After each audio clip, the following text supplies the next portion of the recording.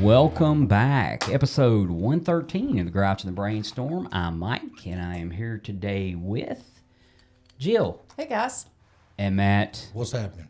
And our special guest is Lisa.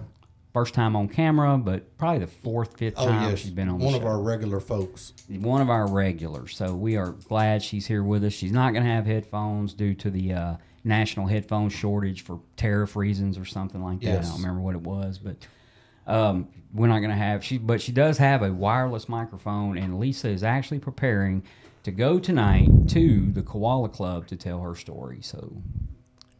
Welcome aboard. And that's actually going to be a bonus episode, too. So yeah, we're going to record our real bonus is going to be Lisa recording. We're going to record her story tonight. So, okay, cool. Yeah, I thought it was pretty cool. Here's Grouch and the Brainstorm, guys. This is all of us. Before we go any further, though, we got some announcements, and it's kind of done been kind of ruined a little bit, but. Come on. Yeah, I love my announcement music. I can't help it. I look forward to that all week. So, today, May 10th, 1979, Matt, what happened? Phil F. Phil F. happened May 10th. Yes. Las Vegas, Nevada. Yep. And so 79, he'll have 50 years in 29. So he is, 46 years? Yeah. That's yeah. insane. It Yeah. is.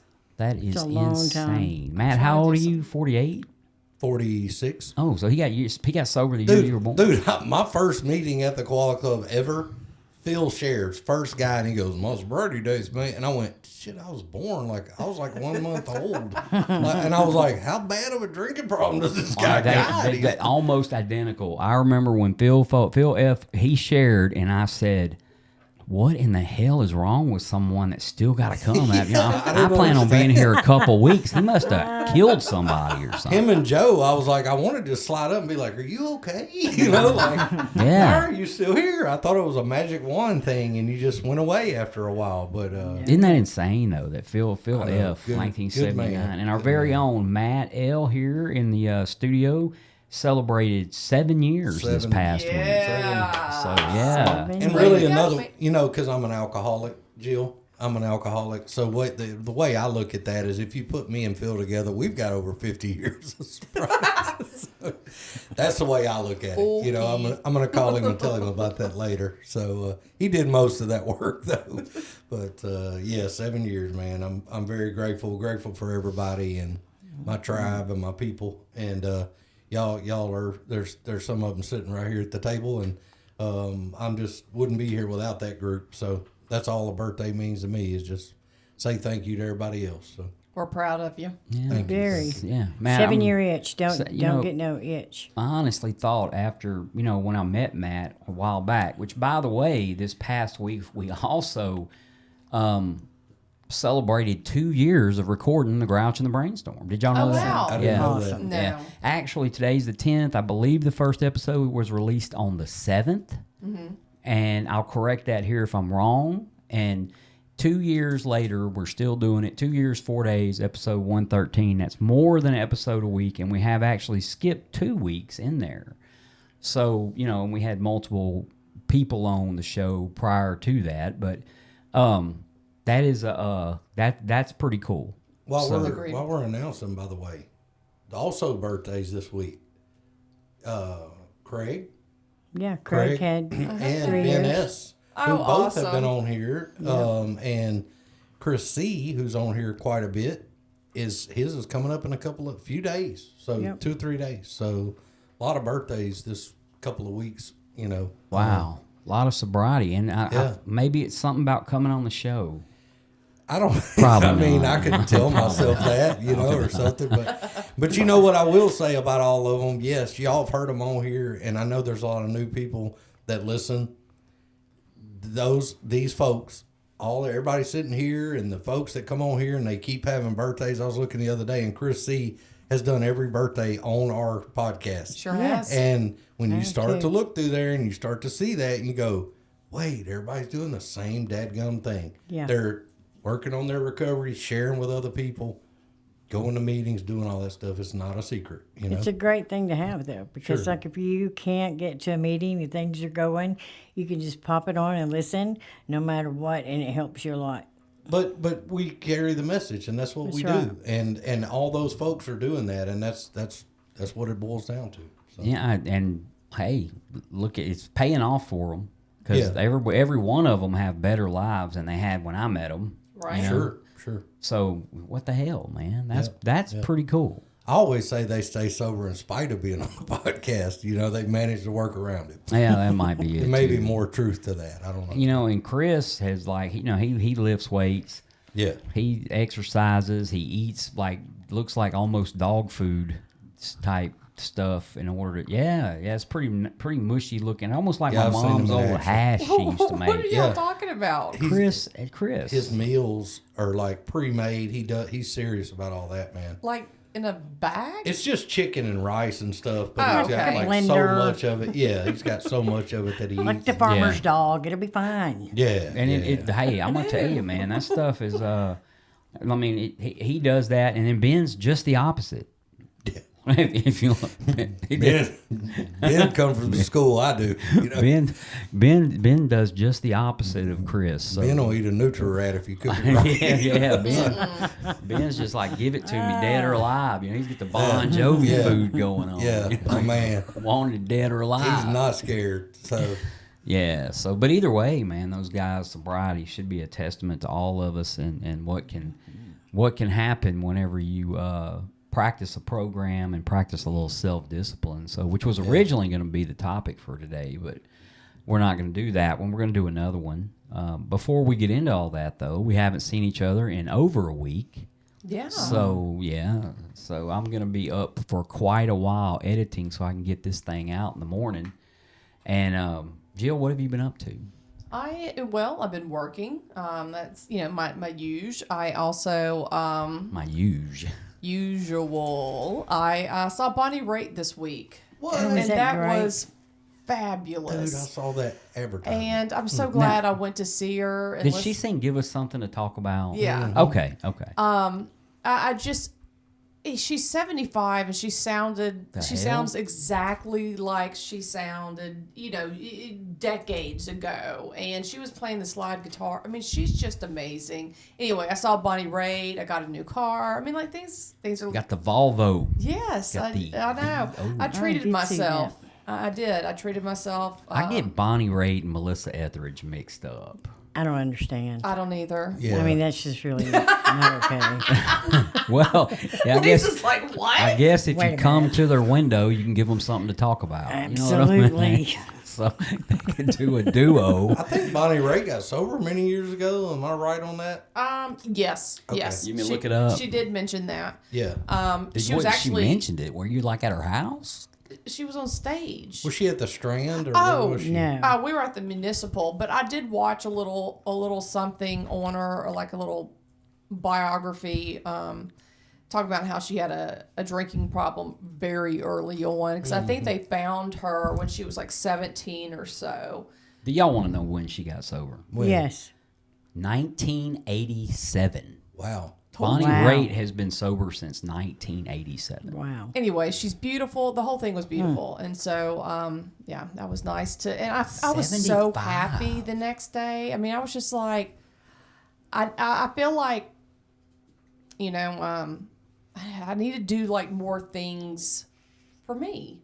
Yeah. Sure. If that makes any sense. There's nothing like live music too. Like, Yeah, I mean, well, could it's be- just, it was like ultimate self-care, Yeah. which I just kind of have been burning lately, just going and going. Did she do Angel from Montgomery? Yes, she That's a did. That's good my one. favorite Oh, yeah, one. yeah, I don't know like if that I've one. ever heard it. It's John beautiful. Prine wrote that song. Yeah. Melissa Etheridge didn't sing that song. Well, so here's the deal, man. So I'm on my way to work one morning, and Jill texted me something. I don't remember what it was, but then I asked her a question.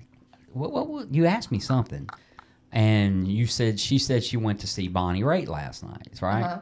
So I got off the text with Jill or whatever, and I'm like, I'm gonna listen to some Bonnie Raitt. So instead of searching on Apple Music Bonnie Raitt, I searched "Come to My Window," and then I went down this Melissa Etheridge rabbit hole. So I take it all the way down the Melissa. I'm listening to "Come to My Window," and then I was like, "Oh, Bonnie Raitt didn't sing that." And I then obviously, by the time I got around to Bonnie Raitt, I was at work Mm-hmm. and then forgot all about it until, well, right now, to be quite Yeah, honest with you. yeah. So it's funny we're talking about the musician thing. I watched there's a guy on YouTube named Otis Gibb. He's a musician, been around forever. and Last worked with all name's these Gibb, guys. Gibb. like Barry and Andy and Maurice and Robin. But he has these old musicians on, and they tell stories behind the scenes and all that stuff. Well, he had Ray Wiley Hubbard, the Texas guy. Okay, he was on the other day, been sober a long time, and in the middle of that, I'm just listening to it, and in the middle of that, Otis asked him about sobriety, and guess how he got sober? Stevie Ray Vaughan. Well, Okay. yeah. And his sponsor, they hemmed him up. Now, how would you like to be daggum Stevie Ray Vaughan going, dude, you got to quit drinking? You know what I Yeah. mean? But that's who he said, man, he brought his sponsor. He named the guy's sponsor and Stevie's sponsor. And that was really cool, man. He talked about Alcoholics Anonymous for about 10 minutes. And he's like, same thing we all said. I thought it was going to be a bunch of old guys in a circle griping. And he said it couldn't have been further from the truth. So So it doesn't Cool, matter where you cool. come from or who you are. that's right. We all do the same thing. That's right. Man, Lisa, that microphone sounds really good. I can't believe Maybe it. it's just me. It might be. I think it's Can you Mike. can you do a little Bonnie Raitt for us No, while no, you no. have that? Cannot. Start singing "Come to My Window." Well, I went to some windows. No, we're not going to talk Back in about the it. day. You got a point. You got a point there, Lisa. So Matt, what you been up to, bud? Man, just cutting grass, getting the boys ready for Mother's Day. Got to call my mama tomorrow, and doing that thing, and it was so sweet, man. Lacey's youngest son, Trace, I asked him. I said, "Did you get your mama something for Mother's Day?" And he said, "Yeah." And I said, "Okay." I was like, "All right, good." And he said, "Well, not really nothing. I just drew her some stuff." And I was like, "Bro, that's Perfect. the best That's thing." perfect. Like he was almost like I didn't buy her something, and I was like, "Your mom's gonna flip out," like you hit it out of the park. So anyway, so they're fired up, I guess, about that. Oh, which I have totally already forgotten. And yeah, I am presentless. Well, tomorrow is Mother's Day, and Yes. and this past year, I don't know if I probably didn't even share it on the show, but my mom had a fall, and Oh, no. yeah, so my mom was at my nephew, who may as well be my brother, basically. Matter of fact, he had a birthday, but not a sobriety birthday. I think he turned 17 a couple days ago. But he had a play at school, and he goes to like North Dakota, and he had a play at school, and so while everybody's showing up for the play, Mom falls, and yeah, they had to delay the whole play by an hour. Mom and Pop are sitting there with the EMTs out in the lot. Yeah. Yeah, she did a little. And my mom, it'd be different if my mom was old. My mom is not old. She's not much older than I. I don't know. She's not that old, right? So she's okay. No broken. Well, it fractured something and might have to go to physical therapy or all this other stuff. But she's gonna be okay. And yeah, and yeah. I'm telling you why, man. They break a hip, man. It's over. It's hard. Yeah. Well, that's where it starts. They fall for some reason. They fall off the porch, and yeah, man. Everybody I know, it starts with falling off the porch. I personally don't. She would have to go get a porch first off to fall off of. I fell off mine Yeah, see, it Couple months happens. ago. Yeah. right out. The I mean, sidewalk. maybe that's why they make them baby gates for adults that go around that porch. Me and you know? Landry were walking out the door, and I just took a step, and next thing I know, I'm laying on my back in the dirt. And he's looking at me. He goes, "Are you okay?" I'm like, "Not really. Most of you Tell go." that I fell off a porch Sorry. story. Whenever I wish I whenever would you- have seen that. Yeah, it's hard. It's hard. It's hard out there. But Matt, what knows? besides birthdays and fishing, what you been up to? Oh, we did go to a high school graduation the other night for a niece, and this young lady had a 4.0. Nice. Wow. And I was like, I asked Lacey, I was like, is that alcohol and grade average put together? How do you do that? And blood alcohol level. Yeah, evidently you study and stuff, and like she's real smart. But she's going to NSU on a scholarship, be a pharmacist, and very cool. And Very cool. pharmacists nowadays have to go to school. I want to say 8 years. Yeah, I think she's it got is to 8 do years. Yeah. two rotation things or whatever. So I got a cousin, whatever, that's a pharmacist, and she only had to go 4 years. And all my friends that I grew up with that became pharmacists, they only did 4 years. But but now it's like an 8-year deal. It was down in Florine, is where we were, middle of nowhere. Oh yeah. Yeah, but nice place, nice school. Just very small town. Fluorine. I know where Fluorine, fluorine yep. is. Yeah, man. So- Where they invented fluoride. Back I don't believe that. Not at all. Back in World War Mike, No, II. no. Mike sounds like Anchorman. It was an old wooden ship. Invented fluorine. Don't buy that book. Actually, it was chlorine, not No, fluorine, No. and a lot of folks use chlorine nowadays. They mix it with battery acid. or something. Acetone. Yeah, but yeah. So I'm doing nothing but working, by the way. So my second in charge has been on vacation. So good guy. He's a great guy. New to role. And that's a lot of responsibility for someone, especially that is new to role. And he's gonna have a baby. I mean, he's not. His wife is, and June the 15th, they're expecting a child, and he's going to Vegas. He went to Vegas for the week for free. No, not for free, without her. That's So, still free. Yeah, but it kept me busy without having him there. So. I'm sure. Yeah, I'm still focused on that. There we go. There, look at that. Yeah.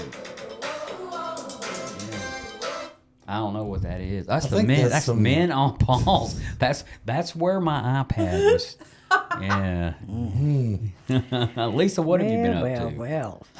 This may turn into an intervention. Mike, let's talk. I moved to Texas, I heard. and 2 days after I was there, my son went to a treatment center, Okay. and he is 50 days sober. Come on. Nice. And the day he got out, they were informed that his father's chemo was not working, so they took the port out. And as we speak, all of them are there because he is in the last stages. Oh no. And my nephew became the assistant DA of Longview and got sworn in, and so that's amazing. And coming from a world famous hairstylist to shampooing clients that have dementia, I'm doing great. Love Hey. my life.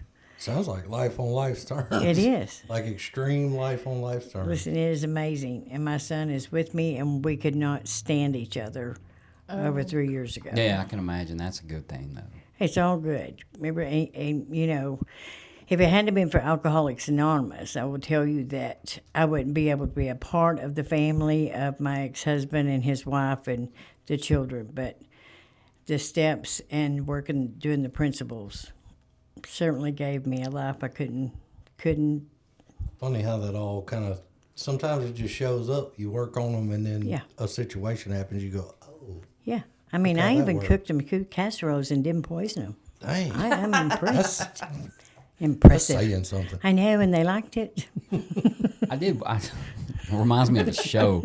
I watched this show this week, and I don't watch TV. If anybody, y'all know that, what? but it's on Peacock, and it's called Southern Fried Lies, and it's a brain. I guess it's one of those. Remember that show when the Birdcage came out and everybody's watching Yes. the Birdcage? Well, this is kind of like the Birdcage, but it wasn't anything like the Birdcage. It's more like a true crime drama, and happened in Camden, Arkansas, which ain't too far from here, and.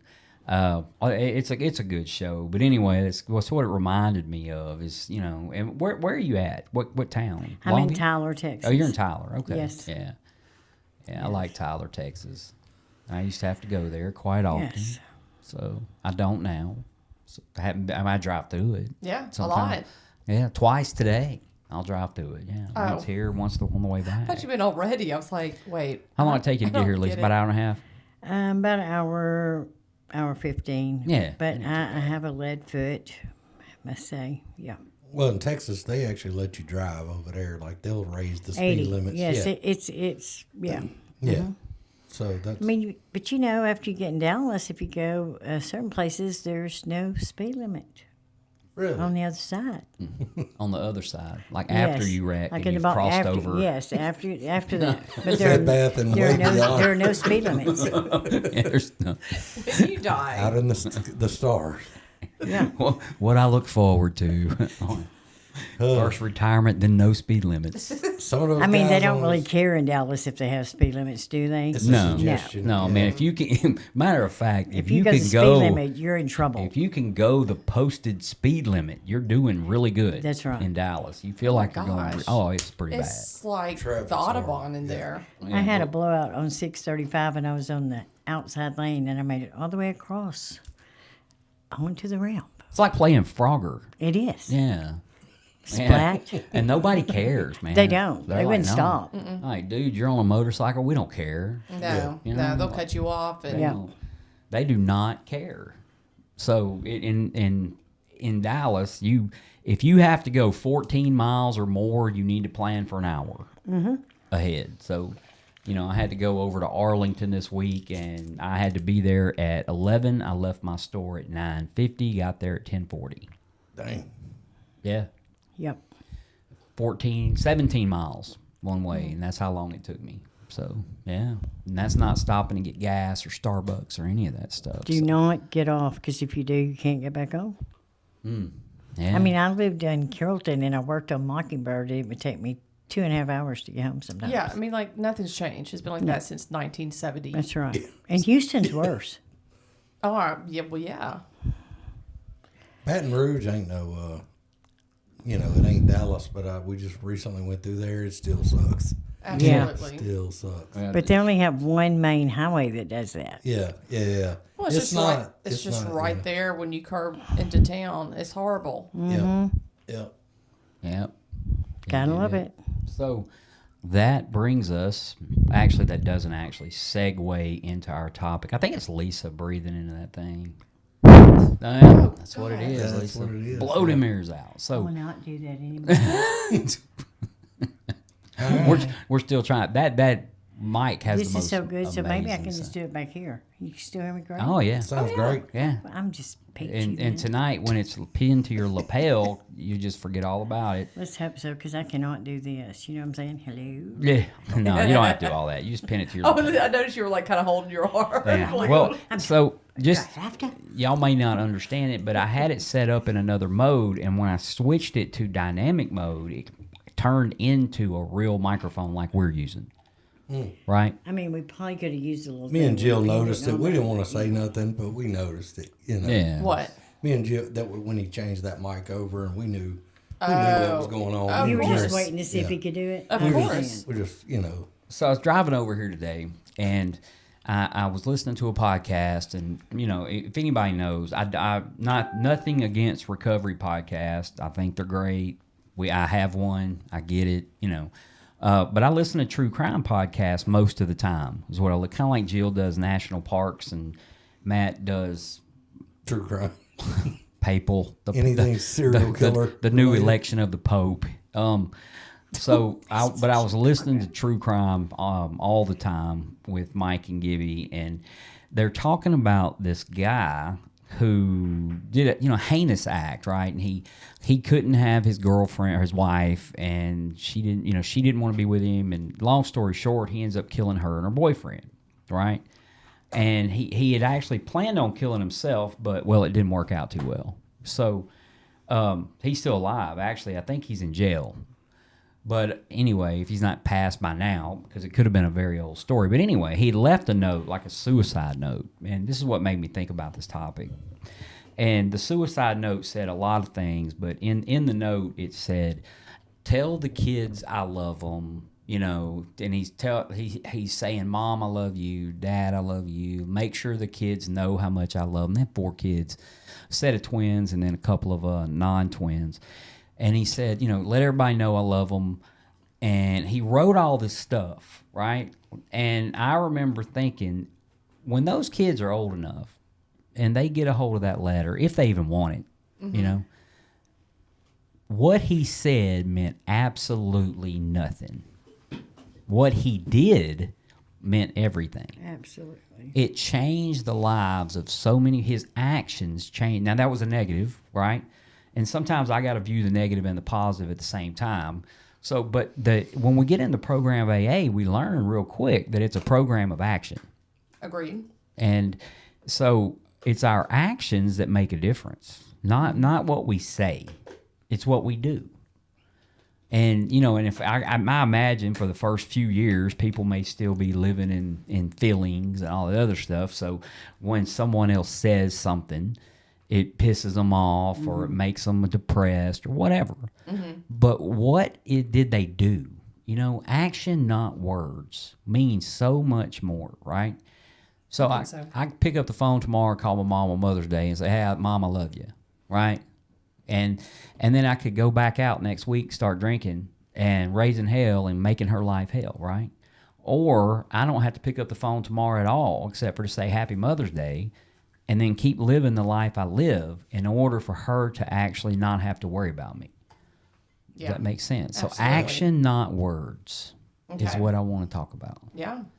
What do you got on it, Jill? Actions and not words. Well, I mean, like, especially for people like us that were probably completely full of shit for a very long time. We lie, we manipulate, we're just cons. I mean, that's just what we do or what we did.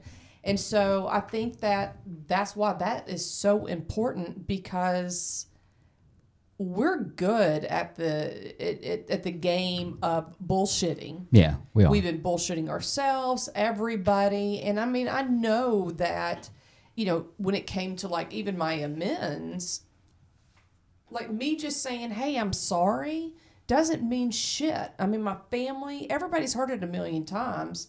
But, like they teach us, like, how can I make this right? What can I do to make this right? And, I mean, I think now people can trust my words because I've put in a lot of action, 15 years of action. And I've always done what I've said and said what I do. I mean, like I've been pretty solid with that, and I haven't had any hiccups or anything. So, especially at the beginning when you're first getting sober, like people want to see something. They want to see change, and change doesn't happen through words. It's through the things that you do. I mean, like, yeah, it can happen through words, but is it true? And you just don't know that. Right. And there was a lot of change that I had to do. I mean, a lot. And you said action. I mean, especially when it comes to, recovery, early recovery, when you're shaping this new identity for yourself and this new life for yourself, it is, exactly what they say, like changing people, places, and things. I literally, I moved off to a treatment center, lived in a halfway house for, 9 months after I did that. So, that was showing them I was serious, showing people I'm serious about my sobriety. I'm going to do whatever it takes, because that's what the counselor said. Are you willing to do whatever it takes? That's action. Correct. That wasn't sure. Because first I laughed at her. I was like, absolutely not. And, I think I've probably eaten a lot of my words, which is good. I needed to, because I was full of shit. Did you see, though, that as you started doing the whatever it took, those things as you went along, you saw progress? And so Absolutely. that's what helped me. It was like I saw a little bit of progress, and I was like, okay, maybe I'll try this, I continue to.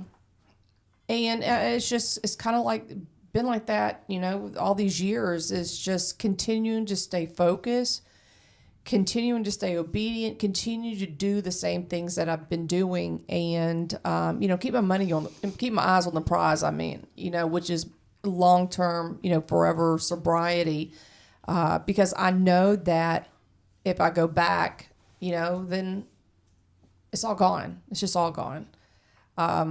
It's action to me is waking up every morning and getting up, getting ready. I suit up, I show up, I go to work, I say my prayers, I do what I need to do at work, and I actually like to. I mean, before then, I didn't like to work. I was trying to get out of it in every type of way I could possibly, do. But it's it's being a sister, it's being an aunt, it's being a daughter, and it's being a friend, and it's probably a million other things that I just can't like go on and on and on and on about. But it's me doing, it's me being a service.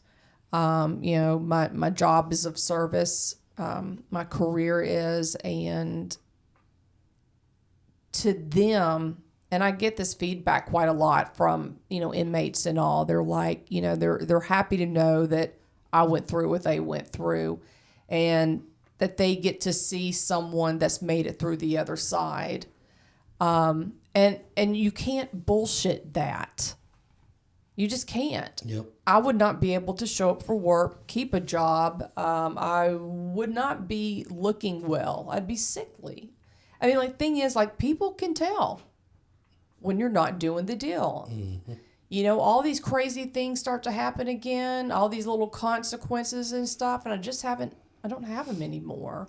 I was a magnet to just constant consequences, and my dad was like, I don't understand why this stuff keeps happening to you. And I was just always like, played stupid. I don't know either. Oh, What? Exactly. everyone's picking on me. Exactly. That's what I used to think, you know. Yeah. I have to take action. I have to be proactive, and it's imperative for my sobriety, but also just my well-being, my emotional well-being, because I can easily just be like, nah, don't want to. But you know, your action, when you put the action in, your words mean something. Absolutely. So when you have someone going, hey, I'm a week sober, Jill, will you sponsor me and all these things? And you go, yeah. And you tell them something, they look back at Jill and go, oh, Jill does everything she's Says she does. asking me to do. Yeah. She does that. Mm-hmm. And so then your words do mean something, you know, but it's kind of like the cred, the gold in the Fort Knox backing up our money. You know, it ain't worth nothing if that gold's not in there. So What? our, Yeah. money, Knox? our money's backed up by gold, Supposedly. Who? supposedly. Yeah. Yeah. So am I the only one here that has relapsed? I have not relapsed. Well, So it's 7 you years. had some time, yeah. I had 7 years, yeah. And I thought I had to have it. I didn't think I could make mistakes. I mean, how could I be making mistakes? Because you'd given me the answers. And sometimes for me, not being careful with that and just realizing that I was human and that things could happen. And that there does come a time, for me, there came a time where it got dark. And when it got dark, rather than talking to people about that and keeping it to myself, because it kept, I kept going to meetings, kept doing the things, and I thought, I shouldn't be this way. Then it took me to a place that I wish I'd never went to. And so today I remind myself that it's perfectly okay if I have a crappy day. Yeah. It is okay because I'm not going to do anything perfect. I mean, there comes times whenever, heck, I'm Alice. And whenever Alice is, I'm just like, dear Lord, what are we going to do? But I see my growth from you, not from myself. I'm shocked. And I'll say that because my son said the last week he was in treatment, he called and he needed a couple packs of cigarettes, how we all do when we're in treatment. And I said, okay, I'll be by there. And I'd take it by there. Well, about 9:30 he called and he said, are you okay? And I said, yeah. And he goes, well, you always do whatever you tell me you're going to do. And I'm thinking, who the hell are you talking to? That is not me. I don't do anything I say I'm going to do. And so then it showed me, then you hold on to that little thing, And the same, it's been that way with a lot for me these last 3 years, is other people saying it to me rather than me saying, I don't see it. It helps when you realize people are actually watching too. Like your son saying that. It's like, oh, Yeah. people are noticing that I'm actually doing better and being. And I would not be the mother that I would be today if I hadn't went back out. And I know that. Am I glad that I went back out? Absolutely not. But also it made me grow up to a point that I can be more tolerant and loving, because I don't have that. I want it to be okay. You know, like my mother said, well, I'm really concerned about him right now. And my thought was, I was always good whenever stuff was going down. It's when nothing was going on, whenever the things started getting a little crazy for me. Yeah. Yeah. That's when I got in a U-Haul and drove across the state line. Everything was beautiful. Yeah. So I have a twisted mind, people. I think Just we all yet. do. I was just about to say that. Yeah. You're not alone there. No. So And nobody else can understand that except for the people inside the rooms. Yeah. Yeah, and now I was just fixing to say that might be something that, you know, like let's just say a mom is listening to the show and she's got a Yes. kid that wants to get recovery, right? And to hear us say, you know, but we're still, even after all these years, we still got, Yeah. I do, I don't know about, you know, I Melissa Etheridge over there, but, you know, Well, Bonnie, you'll be fine. yeah. like Bonnie Raitt way Bonnie. more than Melissa Etheridge. Oh, for Yeah, she's- sure. Bonnie Raitt's unbelievable. Let's just drop Well, it. we might have just lost a listener. Well, if Melissa listens to the show. It's okay, Melissa. I got you. I'm not saying I don't gotcha. listen to her. I'm just saying I like Bonnie Raitt a lot more. But We see you what know, you like. I had this is kind of funny. We were talking about it because I kind of got put on the spot, and I don't know if y'all ever had this, but like somebody sponsor shopping, like they're like not in a bad way. They're feeling their way around, talking to a few people. Yeah. And As I they had should. one of those, yeah, and kind of just seeing who they might align with or whatever. And it was a guy, and I talked to him a few times, and just kind of never really got on it. And so the other day, he texts me, and he goes, "What all meetings are you going to?" And I could have been like, "Oh, I'll just go to the 5:30 every day," which is what I'd normally say. Well, I ain't going to the 5:30 every day. I've been cutting grass every day, and I've been once or twice a week, and I'm not going the way I normally do. And I texted him back, and I said, "My home group is the 5:30.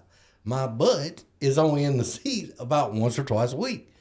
And I said, I normally am there. I like to be there 4 to 5 times a week is the way I would prefer it. But I'm not going to meetings like I should be going to. He never, he's okay and went on. But it's even that thing of like, Did you take it personal? no, not at all. Not at all. No. And he wasn't asking me like, you're not going to meetings. He was asking me because, and I thought that's the way to approach that. He needs to know, you The know, truth. whatever information it is. Yep. And, you know, I just think that kind of stuff is very important, you know, with us, especially to Absolutely. I have several daughters, but I have a teenage daughter now. A couple of years ago, we used to go to CADA all the time, and we go in on Saturday nights, and it's a treatment center here in town for people that are not from this area. And I've gone faithfully for years when I was asked to go, and we go on Saturday nights. I know you've done it. Y'all probably done it too. And was going all the time. I never say anything to my kids about that. They know I go to meetings, and especially my older kids, they don't really care what I'm doing as far as recovery. They just know, hey, maybe it's getting a little bit better, and you hope that they see that. But what was awesome was I was in a place there one night, and one of the young ladies that was a client comes up to me, and she was friends with my teenage daughter. And she said, I've had, and I knew it kind of in the back of my mind. I was like, yeah, I remember hearing something about that. But I ended up talking to her, and I was like, hey, it's going to be all right. You know how we do. We talk a little while. I left, never said a word. About a week goes by, and my teenage daughter, I guess, ran into her somewhere. And she said, your dad's awesome. Like, he talked to me. And she came home, and she was like, Dad, you talked to my friend. I'm like, I talked to a lot of people like that. And she goes, she thought that was the coolest thing ever, because now I guess it's somebody her age that she knows. You know? But I was like, baby, that's just what we do. You know, it's not a big deal. We all do it for each other. So, but yeah, that is nice when your family can see some of that stuff that you're doing and go, hey, Absolutely. My son hated AA. Like, the last time he went was when he was 3, okay? And so he would say, I couldn't stand all those prayers and all that stuff. And so we were at a meeting, and he had understood that, and the group that he loves used to be my home group.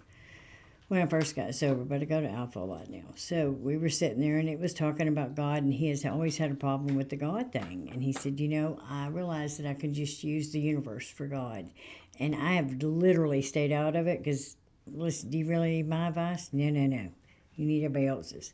So we were sitting there and he goes, I found myself shaking my head going, yeah, I agree with you. Yeah, I mean, like, you really think like that, don't you? And I'm like, yeah, that's really the way I think.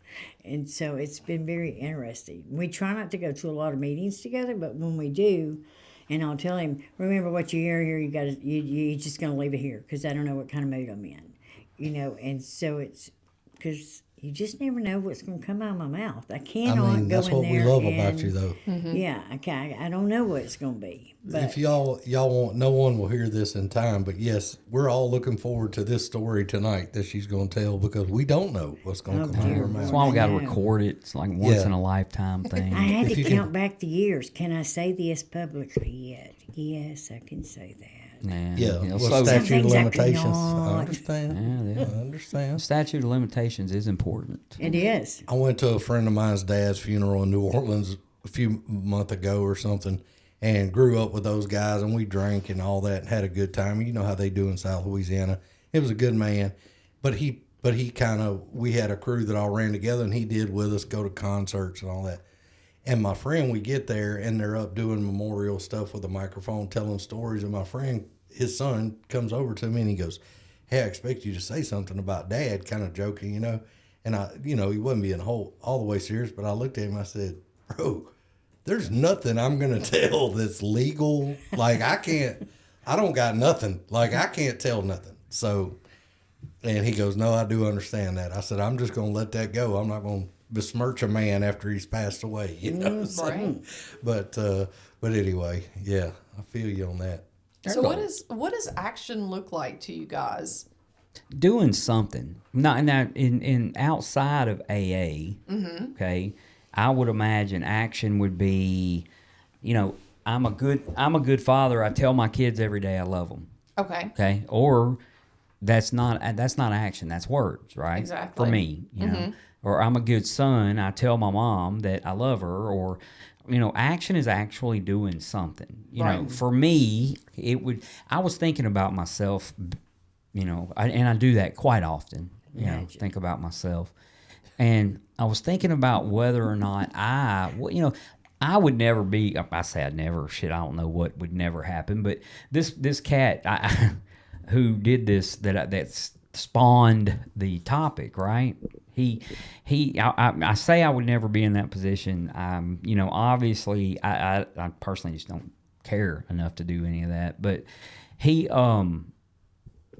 I was thinking about myself, if I was in his position and I had to write a letter, I wouldn't have to tell my kids I love them. They'd know. Yeah, they know because of the things I do, and not necessarily the things I did, right? But the things I still do, no matter what. And, I'll be honest with you, like I'll get home tonight at midnight. I'll be editing at least the voice part of this until 3. I got to be at work at 7. And then I'm going to go help my son change a alternator in one of his cars. And I'm going to go do that. And if he wants me to stay, great. If he don't, great. And on top of that, what actions can I take to be a good grandfather? I show up at the hospital to see that one kid, Everest. I go pick up my grandson when I can and take him to the arcade because that's just what he likes to do. My Valentine I don't see as much because of the back and forth. But when I do have time, she's the only person in the world at that moment, right? So, but none of them are going to have to wonder that it's not something, I can say anything. You can literally say, that's what action looks like to me. Are you actually, and I'm not saying, especially for kids, you don't have to go spend a ton of money on kids. That's not until they get in their 20s. But it's a big deal that you actually do something, I remember kids when I was growing up, especially single moms or single dads, and the child and the parent having a really good relationship, and then mom goes to Cowboys one night and, you know, comes home with a cowboy. To Cowboys. And next thing you know, mom doesn't really have anything to do with it. She's focused on that dude or whatever it is that comes into their life. And that's something they're going to remember. Absolutely. I'm not saying that's wrong or right, by the way. That's none of my business. But that's kind of what I was telling Trace today about him making his mom the Mother's Day card.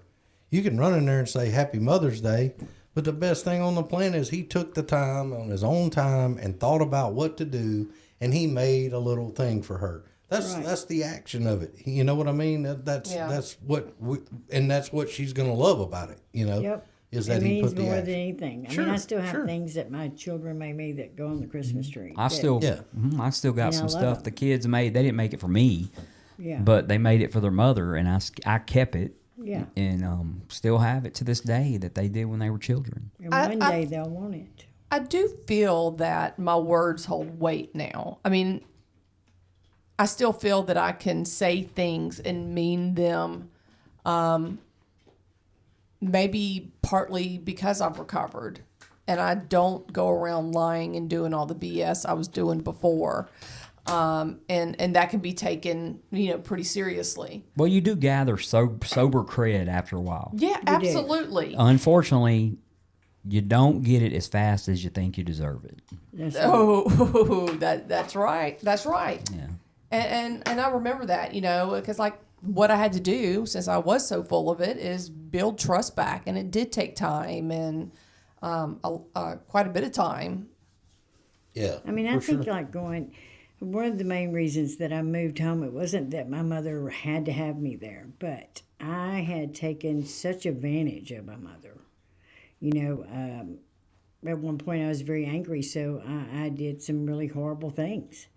And for me to go home and to be a shampoo person for her, and just to vacuum for her, and to go to the store, not that she needs it, but it's just my way of, showing her that I truly care, and I don't want her to ever feel alone again, and so that's a good thing, and I enjoy that, and she enjoys me being there. But it's hard, the only thing I had when I got back was just my word. I mean, I had nothing except for the tennis shoes I'd stole. So, yeah. And so I thought, this is all I have is my word. And because I had those years in recovery, I knew there were things that I knew. And I knew if I don't do this, then this is not going to work. And so if I said something, I did it no matter what. And that took time. And man, me and my daughter have such a great relationship.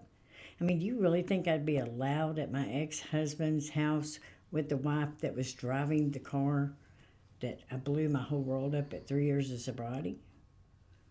No. Yeah. It had to be my actions that did that. Yeah. Crazy. And you do, though. But through those actions and through the everyday actions, you gather sober cred. Yeah. Yeah. For the most part,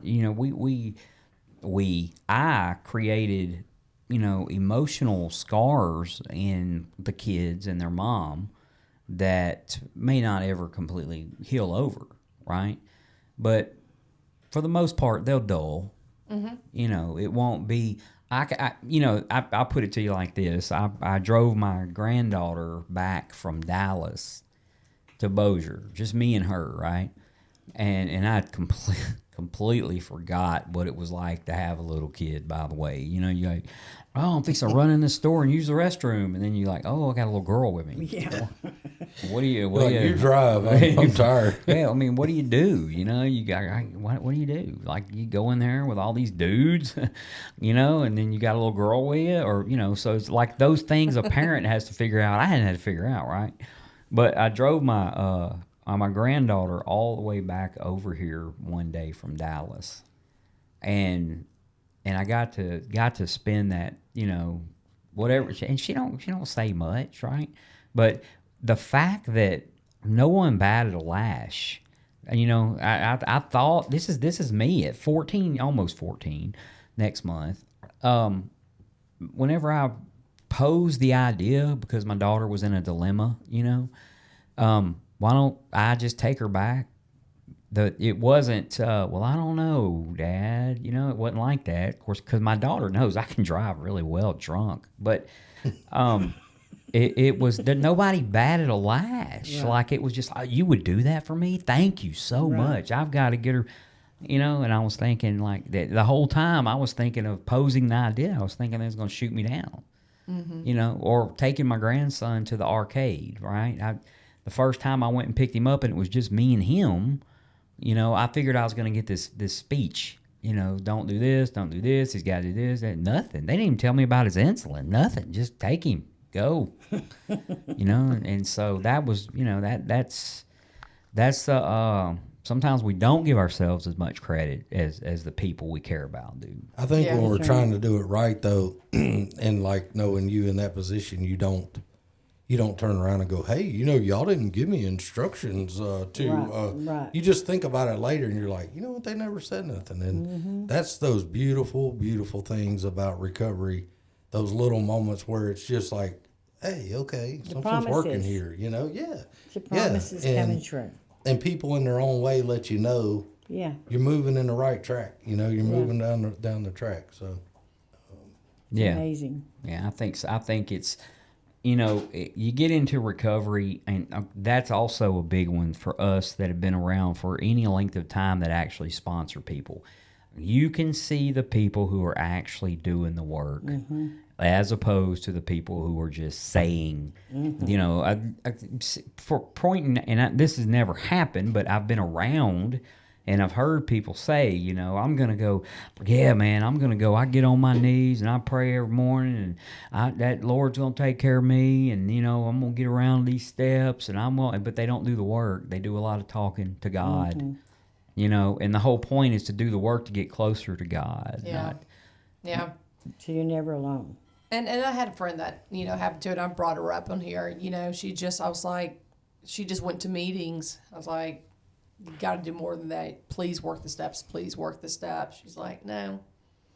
yeah. I was like, that's where the magic is right there. That's a big deal. But she wasn't willing to do that, and you know, took her life, you know, a couple of years ago. But still, like, it's evident, you know, when people don't take the action, you know, that what is required, you know, to get sober and stay sober. It comes out of their pores, their attitude, their words, all of that. I like to think that as a result of all the action I've taken, I'm a totally different person. Yeah. You know, and that's something that my mom, you know, will always, you know, she always says things like that, like, oh my gosh, I really like your character, and I'm really proud of the woman you become, and things like that. You I'm drive just a Volvo, for heaven's sakes. That's, God, says volumes. Mike, I'm just messing with you. I'm going to. The I'm just kidding. Subaru said a lot too. I'm just saying. I didn't say shit. It drove me crazy at the end when my mother would say about a year before I got back to AA, she would say, we just want the old Lisa back. And I'm like, well, who the hell? I mean, here, what? I'm right here. And she'd be like, no, we want the old Lisa back. And I think, well, I don't know where she is. Maybe the bitch died. I don't know. Mm-hmm. I mean, because I just didn't get it. And you don't get it. You can't see until you can see. Yeah.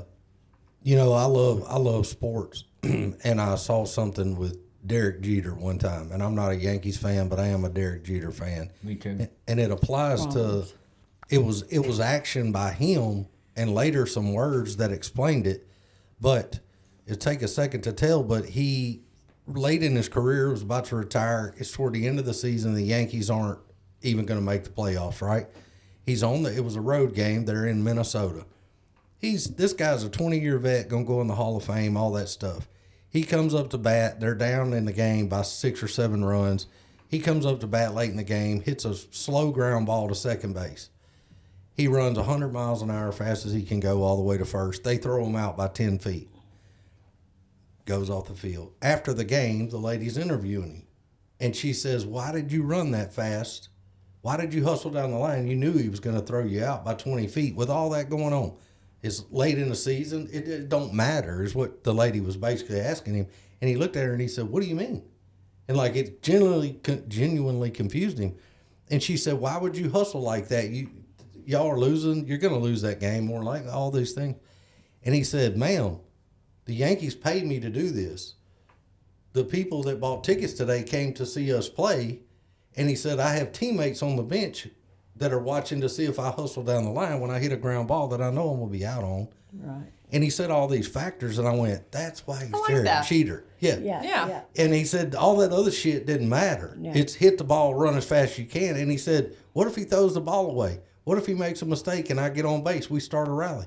And the game, even if they'd have won, it would have been meaningless. They're not going to the playoffs. But the thing was, we do what we're supposed to do and do that action because you don't know what all's going on around you. But that impressed me about Jeter, and it's always stuck with me that he just couldn't even fathom. He's looking at his lady like, what do you mean? Why wouldn't I do that? You know?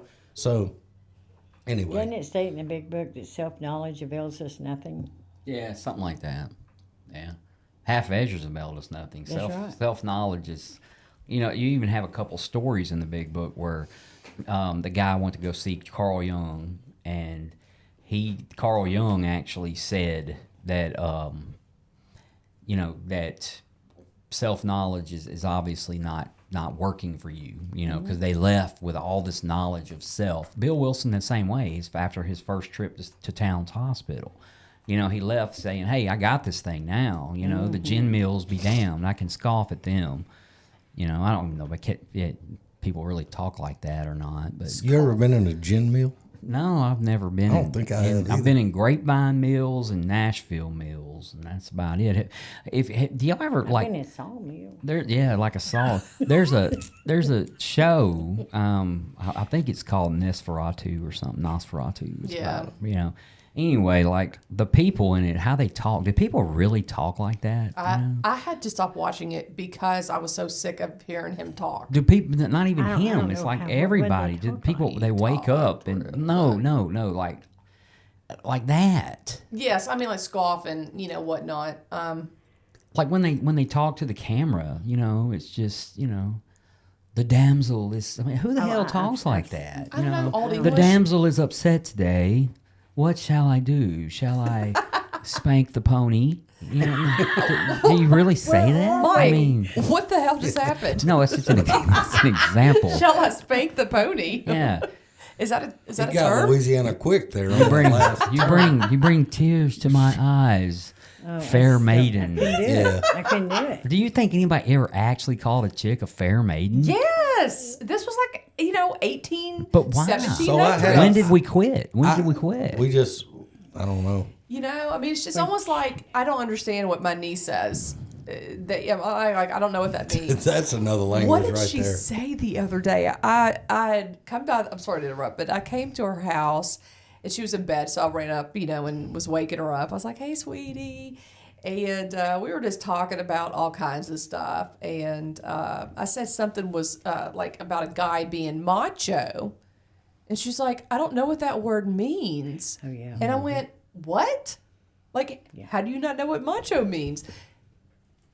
I'm still trying Do to you see figure what- out cap, no cap, all that crap that they. I Yeah, my don't know. kids Yeah, are. yeah. They're throwing out all Well, kinds of stuff. time changes and verbiage.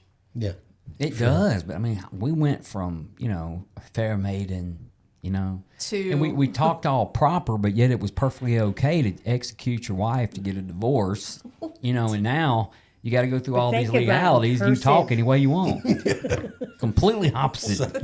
Just- Yeah. I mean, not that any of it's right. I'm Yeah. just saying it was different, and that was not in this country. That was in England. I think we talk normal, kind of like John Wayne. Whenever But- No, we do not talk like John Wayne. well, I mean, not all of us. It's like in But the. me and Mike in our head, we picture Yeah, you ourselves think you're as John John Wayne. Wayne. Well, I'm more of a Chuck Norris guy. Like Yeah. if UFC was back then and they had like a celebrity John Wayne versus Chuck Norris, who would win? Kind Well, Chuck Norris would because Yeah. he would have the nunchucks. John had a drinking problem and was out of shape. Yeah. Smoked a lot. And You know. butthead when I look at y'all. Yeah. Well, that's You're accurate. John Wayne, and it's not with it. of. That is accurate. If you ever think about it, like Chuck Norris in that one movie, Lone Wolf McQuade, against Rambo, Stallone and Rambo, like if they were UFC in it, No, A little bit. Oh, yeah. okay. I didn't say that everyone else sees us that way. I'm saying that's how we see ourselves. In our Yeah. mind. Like, Yeah. Maybe I it picture will get John better, Wayne yeah. when I picture myself, and that's I maybe I don't- need to work on that. And when I I stand in think you front of the did. mirror at night and contemplate, I'll be like, John Wayne wished he had all these tattoos. Mike, I was at a garage sale the other day. Lacey's on a 3-hour loop through this crap these people have at their house, and I see a thing of nunchucks hanging on the deal, and I'm like, ooh, nunchucks. And I go to get them.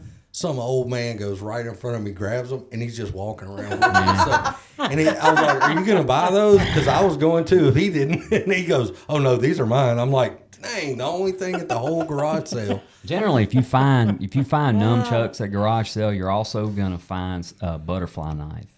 No, I didn't see Yeah, same anything like that. error. It's all- like, hey man, did you bring the nunchucks? Yeah. You got the throwing stars? Yeah. You got the Got the but- switchblade. Throwing stars. Yeah. Fantastic. Remember those? How about we get our 8-year-old kids some throwing stars? Bro, me and my brothers used to go outside and play war and shoot each other with actual BB guns. Yeah, we did too. I still have it just right here. pound each other. That's yeah. for the baby. Yeah, Yeah. yeah. Now they would put you in jail for that. you Yeah, know? And then my dad was like, quit wasting BBs. Yeah, that's what it's a complete waste of BBs. Is that my BB gun you're shooting? Use the 22, damn it. Yeah. We got 1,000 rounds of It's a those. lot more effective. Plus, we have a clear winner. Exactly. Exactly. But I mean, I love growing up when I did, though. I'm glad I Me did. too, man. Yeah. Like, I know it's kind of cliche at this point, but we actually did drink out of the water hose, and- Absolutely. and you have to wait on that first burst of hot ass Oh my water to God, come out. yes. You got hot, rusty ass water coming out, and then you start drinking.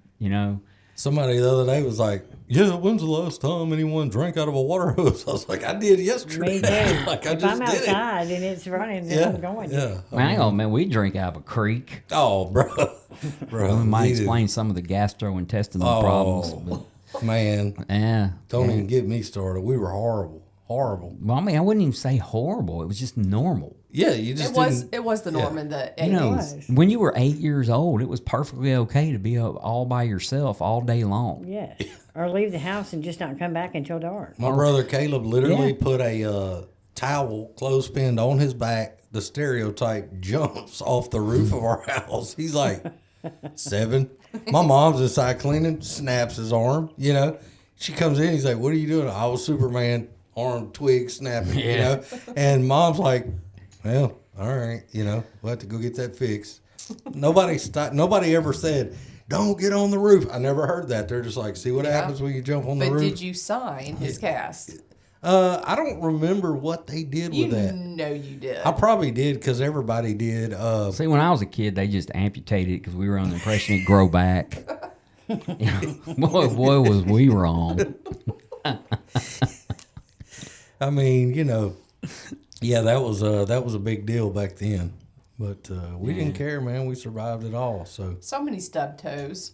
Yeah, Oh, whatever yeah. happened to that? Do people still stub their toes? I don't think they do. People I don't think- go out without shoes on. I think it's part of evolution. The brain has now adjusted to where we know, like, yeah, but man, people have bloody ass into their toes and I mean, it was all the time. My stepping dad- on bottle tops. Yeah. my dad was a pastor. He bought a piano, one of them stand up, the little, not the big one, but the stand ups that go against the wall. He bought one of them to put in the church. Him and this guy go over there and they load it in the truck. He puts me, my 2 younger brothers, ages 10, 8, and 7, and says, hold on to that. And they jump in the cab of the truck and take off. Tailgate down, freaking piano. Through Alexandria. This wasn't out in the country. Yeah, yeah. we're just looping through town and we're holding on. This thing's rocking. For dear life. Because you could afford to lose a child or two back It wasn't then. illegal back then. Plus, Yeah. back then, there wasn't the hole in the ozone layer, so you had a lot more gravity I don't ever remember my holding you dad down on in the enough. back of the truck. And I mean, it wasn't even it wasn't hell? even Dude, you're fun. making shit up. It wasn't even fun riding in the back of the truck if you didn't have one of them white toolboxes that had a little rust on the edges. Sit up on the top of that thing. Too. Yeah, Yeah, well, I mean, Yeah. like, shit. I mean, like, who seatbelts tells had a just become child- legal. And now you drive down the road and you see a dog in the back of the truck and you're like, oh god, Somebody dog, get that dog. That dog's gonna fly. And you're They're like, man, called He 911. said people back really? There was Well, 12 like, of and a us, lot of and only people- 11 well, of us that's why made it's it. legal to do that now. Yeah. Because we We slung enough children out. I don't know. I mean, Well, I mean, I had an uncle just flew straight out the side of the door. I mean, I if I'm jumped not out of the mistaken, car. he flew at they turned the corner real fast. He flew out, popped his head on concrete, popped his eyeballs out, and Stop Oh, got him, put Mike. the eyeballs back yeah, in. yeah. You know, Jeez. And what are you doing? if I'm not mistaken, his name was Roy. So I mean, it can happen anywhere. Is what I'm saying. You got to be in Yeah. the back of a truck, No, you're right. You're right. you know, or you could fall off a porch. Just saying. I've done I that. can. Sprained an ankle. Yeah. I mean, I fell off the driveway the other day and just laid out in the middle of the driveway. Now I will say And, oh this: my at our God, house, you got to get up. Lacey's got those little I cameras, can't. you know. Yeah. So I did, we've I got it started on laughing. video when you Oh. bust your butt at our house. America's Funniest Home Video. Oh yeah. Well, guys, we're gonna have to wrap it up so we can get Lisa up there to tell her story. Yeah. And Lisa, we do appreciate you being with us. Thank you. Absolutely. And At look least I forward- have the right mic for tonight. Action, action, not words, though. It's what we do, not what we say. Is that what I should do tonight? Is action instead of words? Just tell your story. Just stand there. Let her rip. Yeah, just let it rip. Act it out. And I can't think of anything else. Oh, real quick, we are on the cusp of 10,000 listens, right? Okay. We have a total of like 9,973 listens.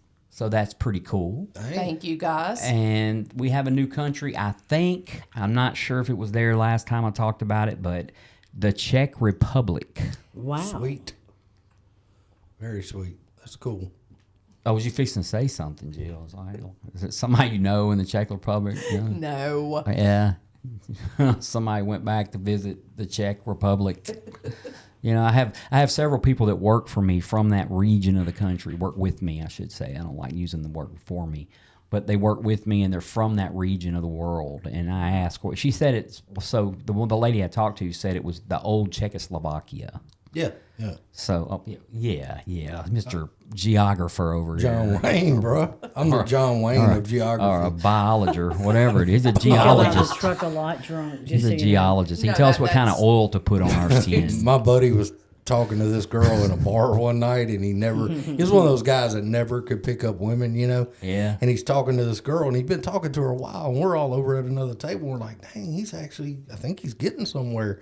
And so we got up, and we went up there and kind of sneaking up by him to hear what the conversation is. And she's like, oh, you seem to be doing well. And what do you do for a living? He said, baby, I'm an architect. Yeah.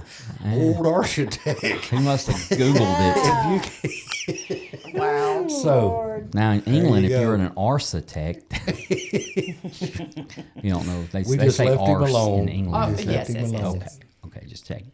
All right, guys. So we've been at Rule 62 Studio. We have been in Bossier City, Louisiana, and as always, we've been the Grouch and the Brainstorm.